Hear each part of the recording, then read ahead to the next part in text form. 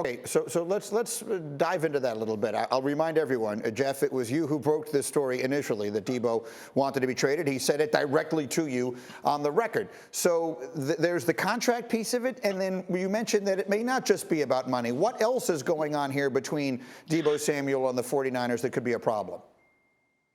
Well, it all starts with the money, right? It all starts with the conversations for Deebo to get paid before his rookie deal is up. And now he's going into the final year of that deal. From what I understand, Deebo didn't like the tone of the conversations that were occurring and ultimately decided then that he didn't want to be a part of that organization. And he didn't want to elaborate to me when he told me that he wanted to be traded into the reasons. He would like all of that to play out behind the scenes with the organization. And the 49ers, by the way, have also taken that cue and been very quiet on their side of things as well, trying to work this out.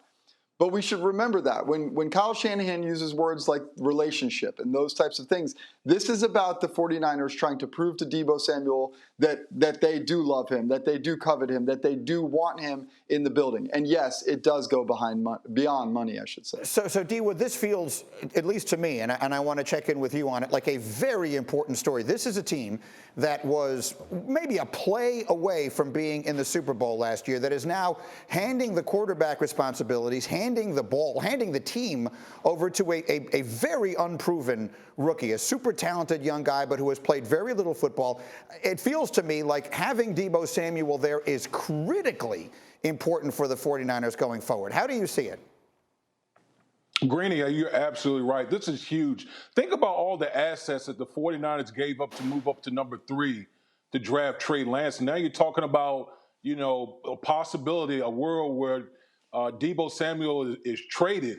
How does that help in the development of your young quarterback? It makes no sense. I mean, you're talking arguably the best player on the 49ers team. So this is just a dilemma that the 49ers are going through. And Jeff had pointed out where, you hear the 49ers at front office trying to frame this at rebuilding the relationship, because the 49ers are a much better team with Deebo Samuel and obviously developing their young quarterback when you have that type of player on your roster.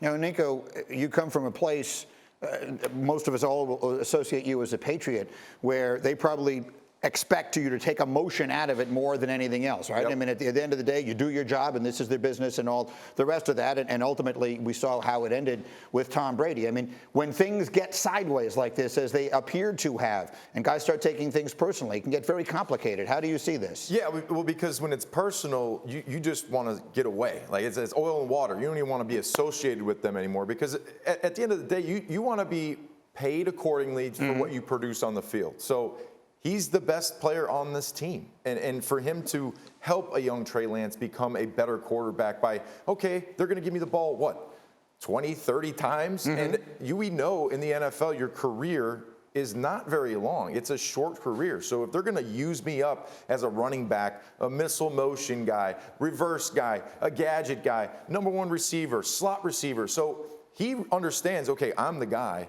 They need to pay me like the number 1 receiver I am. Right. And I need to be paid like the top receivers in the NFL. And if they can't do that, then I can't be the guy for you. Well, I'm going to have to go somewhere else. That's right. And Jeff, I'm not in the conversations, but it feels to me, from what I'm hearing you, the way I'm hearing you describe it, as though they're trying to argue, well, you're not Tyreek Hill, you're not one of these number 1 receivers, and he's saying, I'm better than that. I actually do more things for you than the things that I don't do. That's how I'm hearing it from this distance.